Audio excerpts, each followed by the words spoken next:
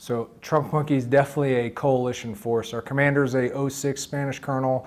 We do have the major, the Danish major, Army National Guard, active duty Army, Marine, Air Force, and Navy. It's interesting. It has its challenges, but at the same time, it's great because we get to see the perspective from different organizations, different branches.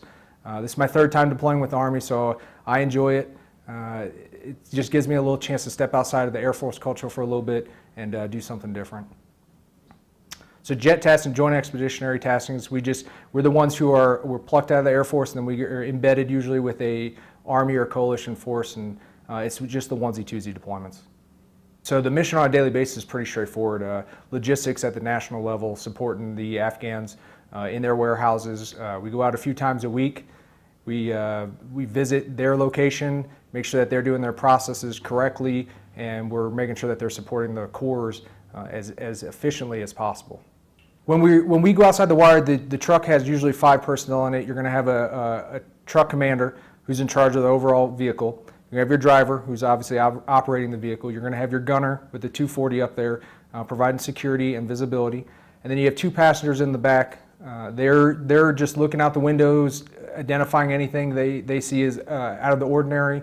And then it's just communication. When we drive down to the central workshop and we're going through the middle of Kabul, the key is that everybody's communicating. As a driver, I need to listen to the TC, the gunner, and the passengers, process everything, and make the right decision to make sure we get from point A to point B successfully.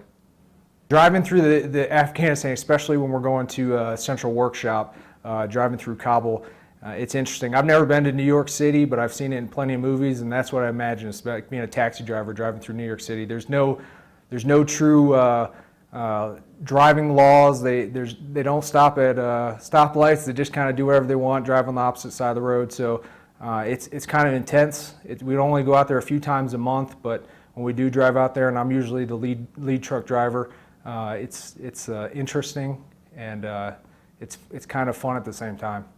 The reason we're successful is because we work as a team. So you can't do anything here without teamwork.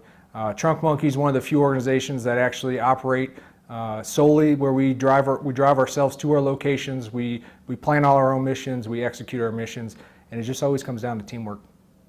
The short-term goals, as you saw, we went to CSD. The warehouse is pretty crowded. So some of the goals are just to clear out the warehouse, clear out the excess, clear out the legacy parts, make room for incoming parts, and then just create supply discipline and create the mindset that they don't need to hold assets in stock.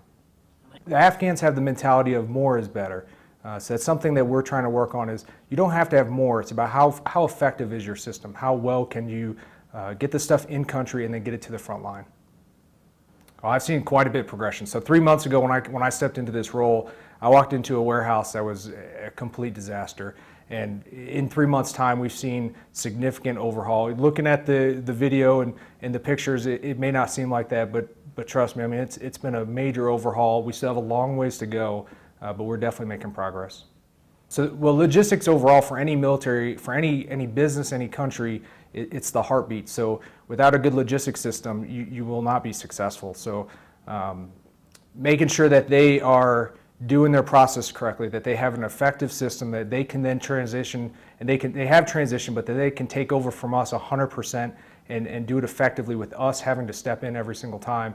That's the end goal. For us, it's creating a pull system versus a push system. So right now, the way the Afghans operate is assets come in, and then they're sent down to the corps based off of leadership making a decision, where it should be based off of what the corps need. So the Afghan culture is definitely different when it comes to trust. It's not something we can't just walk in and say, I need you to do X, Y, and Z. I need you to go to that warehouse and clear it out immediately and get all the shelves organized. It just doesn't work like that. So my approach to it is build rapport, get the small victories. If I can show them that I can achieve something, the small steps, we can lead towards the big goals that we're trying to accomplish. It's our responsibility while we're here, to help the Afghans out. You know, we've been tasked to come over here and support this country and make sure that they're able to transition and take over 100% on their own. And that's something that I've been tasked to do. And so every day I wake up knowing that that's my responsibility, I'm going to do the best that I can.